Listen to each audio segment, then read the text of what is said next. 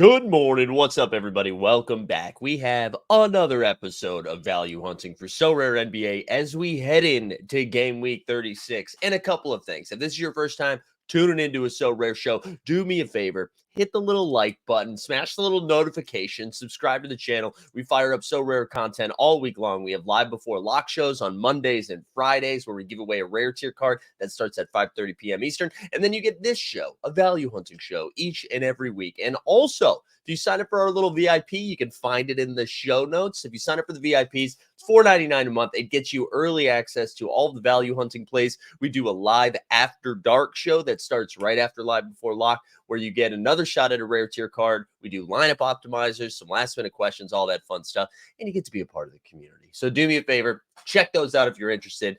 But enough of that. Let's dive in to actually, you know what? Before we things are going so far, at least for me personally, in game week 35. We are got a weird start, honestly. Some stuff is cooking, some stuff not so much. But again, we get a bunch of games tonight, and like teams like the Lakers haven't even played yet, so I'm sure that will change things up quite a bit. As it is Wednesday, we still have 2 days of games left. But looking at my so rare lineup so far, let me blow this up a little bit.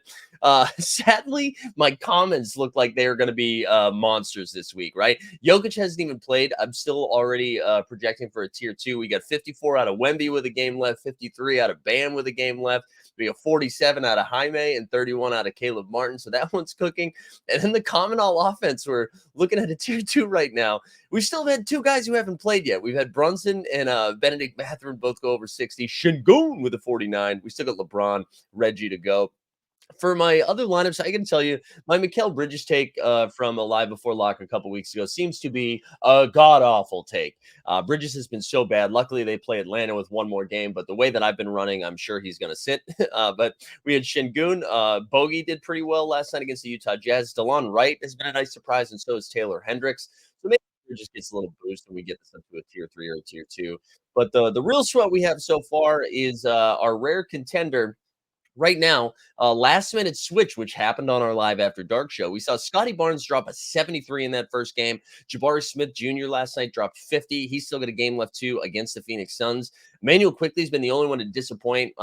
He had 39, but he still has another game against the Mavericks, which I think is tonight or tomorrow. DeLon Wright again, he popped, and then Trey Mann, who the Charlotte Hornets lost by 3,000 last night to the Milwaukee Bucks, so hopefully he has a little bit of a ceiling. But at 235 points already and only 16th, again, this is a high scoring game week. I don't know if that's going to be the case as we start taking a look at some of the plays for this upcoming game week. The weekend's usually a little bit low scoring, and I found it seems a bit more challenging for this weekend. There was nobody really screaming off the charts. I mean, you're still going to see your Trey Mans and your Tyrese Halliburton's pop really well. But the first one we're going to look at this week's Tyrese Halliburton, and that's Devin Booker. Devin Booker, cap of 38. You see right here, his year two limited card is 31. His rare year two, his rare year one is going for 115. But his cap's come down all the way down to 38. And my guy, oops, didn't mean to do that. Our guy projects for over 51 fantasy points. And I mentioned he's the Tyrese Halliburton. One note on Halliburton, he doesn't seem 100%. Now, maybe they still have another game left this game week. So maybe we learned, like, hey, he just had a bad game against the Raptors, but he just doesn't look right.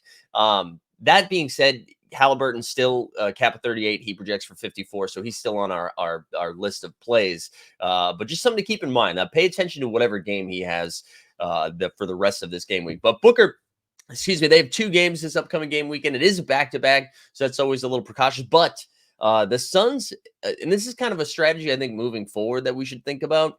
Some of these teams, especially in the Western Conference, they really can't afford to just rest guys. So when you think about the Lakers, the Warriors, the Suns, the Kings, or really anybody outside of that top four, and even the top four of the Clippers, the Thunder, the Nuggets, and the oh my gosh, who the Clipper, the Thunder, or the Minnesota Timberwolves, they're probably not going to go in rest mode because I think they want their home court advantage. But I think there's a little bit of a gap between 4 and 5, and so you might see a team like the Clippers rest some guys, making sure they're ready to go in the playoffs. But 5 down the Mavericks, the Pelicans, the Kings, the Suns, the Lakers, the Warriors, and maybe I'm forgetting one, but I think they're going to be really doing all they can to one, make sure they secure a spot, but try to get out of the playing game too. So, and with the Bradley Beal injury, like I know he's projected to play this game week, but who knows what his health status is. I really want to be targeting guys like that. So, anyways, Devin Booker is going to be the one that really jumps off the sheets. One thing to note here: last night's game between the Portland Trail Blazers and Miami Heat, DeAndre Ayton got hurt and did not return to the game. I don't know the severity of that injury yet, but a couple of things here from that game. So immediately I was like, oh, our boy Dwap Reith. We got to go get Dwap Reith. Well, if you go over to the marketplace, type in our guy Dwap, this is what's going to pop up. Bates job, Katie Bates job. So Dwap does not have a moment yet, or excuse me, a card, does not have a so rare card yet. But then I went and dove into some of the output from last night's game to see like what the Blazers ended up doing. And so he leaves the game. Dwap Reith actually only played 19 minutes. So I was like, okay, maybe he was not the guy that we needed to look at. But the starting five last night for the Toronto Raptors. So Chris Murray, he played 30 minutes. Now, he did pretty much nothing, but Chris Murray is somebody we're going to pull up right now because he does project sort of okay. He's going to cap at 13, projects for just over 22, I believe. Again, he's been doing absolutely nothing. So I wouldn't be like too excited to jam Chris Murray into the lineups, but contender and underdog only for me. You cannot put him in champ, in my opinion. He does project for 24 fantasy points. Tumani Kamara was another one. So he played 32 minutes last night and put up a double-double in that time. So he had 17 points and 10 boards in that game. You can see his rare year two still up there. Maybe it's because it's a rookie. It's a collectible. It's up to 61 and is limited at 7. His cap is 17, so I'm not like too jazzed up about that. Until I get more word on DeAndre Ayton. But after Tumani Kamara, Grant and Simons both played over 40 minutes. So maybe instead of trying to find, look, who's the cheap guy that pops, maybe it is just Jeremy Grant. He's got a cap of 31. Now, Scoot Henderson's been missing some time as well. And so with all of that like information, I kind of think I just like these guys a little bit more. Jeremy Grant is a cap of 31. He projects for 41. And then Simons, his cap is down at 32 and he projects for 40. I feel like people have been burned by Simons this season a little bit, whether he's been getting hurt or just hasn't been putting up those huge ceiling games. I think Simons is the one that I'm most excited about for this upcoming game week from the Blazers, that is. So pay attention to him. But the other guys I wanted to shout out here on the bench, Matisse Thybulle played 30 minutes. And Matisse Thybulle's not a guy that goes out there and I think he like took 6 shots, made 3 of them, fills up the stat sheet a little bit. You can see he's got only $2.76 for his limited year 2 and his rare is only 18. Here's the thing that I'll say about Thybulle. If this Ayton injury is real, maybe they play small.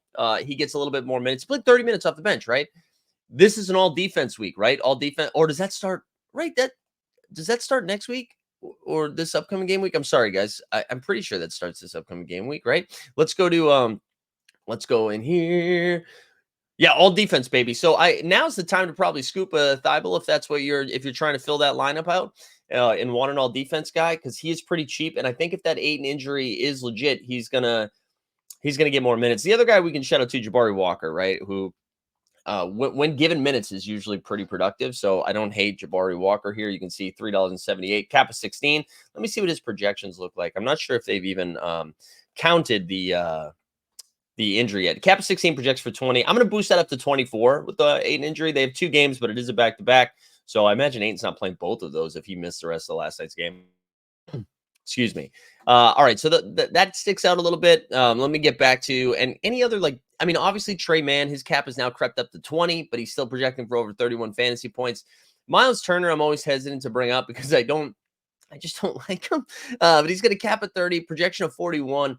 And Miles Turner, they have 2 games this game week, and it's not a back-to-back, which I like that. You can see $8.64 for his limited and his rare. But into both of those, even though I'm not going to be playing them, I get it. One other guy, too, that I wanted to hit before we wrap up here. I want to make sure. Oh, no, 2 other guys. Zubac. The Clippers have 2 games. It's not a back-to-back. Zoo's starting to get back into it. He's got a cap of 24, projection of 35. I feel like Zoo is the forgotten Clipper. You see $10 or $30 here. Well, I guess that's boosted up a little bit. People are excited to play the Zoo. We bought a Zoo. So I do like Zubac quite a bit. I think he's fine. The other guy we need to bring up, and I bit the Jordan Goodwin bullet. And here's the thing: he's got a cap of 9, projects for 19. Here's the thing with Jordan Goodwin: I'm not going to play Jordan Goodwin again until he actually plays basketball, because he projected pretty well for this game week that we're currently in, and he got a fat old DNP. Jacob Gilyard was released from the Memphis Grizzlies, and then Jordan Goodwin signed like a contract. So I thought, hey, Goodwin is good to go. And then Jake LaRavia, who I always hear his last name in the Rihanna song, LaRavia. He played all of the minutes in that game. So the Grizzlies have another game. Also, the Grizzlies have been awful. They've been so bad. They've been a tough watch. So it's always blowout risk. But yeah, we cannot play Goodwin anymore. Okay, we can't do it. We can't do it. All right, that's gonna do it for value hunting. Let's build a lineup here, though. Let's build a lineup here. Let's see what we're gonna do now. I haven't bought anything yet, but let's look at my rare contender, since that's where it's been starting quite a bit. I want to be good at rare champion, but it is really hard to be good at champion without one of the real like super studs here, you know. So for contender, again, if you could trust Goodwin, this could be fun, because I think with Kyrie Irving having a cap of 44, I feel like I could get Kyrie in there. But gosh, and they do have 2 games, so it would be fun, but I don't think we can trust them. Yeah, all right, let's see. Do we have any DeAndre won't return it? Is out the remainder of Tuesday's game. He will end the game. Oh no, okay. I was wondering if they were going to give us like an update on that. I don't know. Maybe we go a little bit more balanced. Let's find some of our value guys here. Jabari Smith only has 1 game. Kuminga with 2. Kuminga's kind of cooled off a little bit though, right? Trey Mann is going to be in it, right? Cap of 20. He's got to be in there. That leaves us an average of a cap of 25. What's Quentin Grimes done in his first couple of games here? 21, 30. Well, 5 against the Bulls. Don't love that. I was hoping we were going to get some. Kyle Lowry does seem like he's projecting well. Micic is like really done nothing. Oh, Moses Moody. Let's see if I wanted to bring up Moody. So listen, if you stopped paying attention after I started building my lineup, Andrew Wiggins seems to be out for a considerable amount of time. I can't believe I didn't bring this up earlier, with some personal issues. And Moses Moody, what did he do last night? Moses Moody last night dropped 23. So his cap is 14. That's not like the sexiest, but I think Moses Moody's going to be in my lineup. Oh man, I'd love to play Jordan Goodwin. DeLon Wright is probably like that was just a one-time play, so you better have won a reward. He only got 13, although I guess for his cap of 8, like that's still useful. Let's see. I want to see if we can build. Let's beat the projections. Kyle Lowry seems to project really well. So that if we put in, wait, what just happened? What just happened, girl? Moses Moody, that gives us a cap of 35 for our last 2 guys. So for our last 2 guys, we could go pretty balanced. We could do Emmanuel quickly and Devin Vassell, but Devin Vassell only has 1 game. Devin Vassell's been balling lately, by the way. Or what if we go up to, let's see if we can fit Kyrie, and then we'd have to go down to 26. Kyrie and Jalen Green, Kyrie and Santi Aldama, or Josh Giddey. Yeah, maybe we do something like that. There we go. This is going to be our first build. But if I'm being honest, I'm probably not going to use it again. Listen, we did it. Value hunting. Game week 30. Was it 36? Game week 36 or 37 or 48, 59? Who knows? We'll never know. I'm not going to tell you. It's game week 36. Appreciate everyone being here. Make sure, like this video. Put in the comments who's your favorite value play for this game week. And then make sure you tune in for all the other stuff we got going on. Okay? Live before lock, right around the corner. Best of luck for the rest of this game week, this upcoming game week, and just, have a nice time. Thanks for tuning in.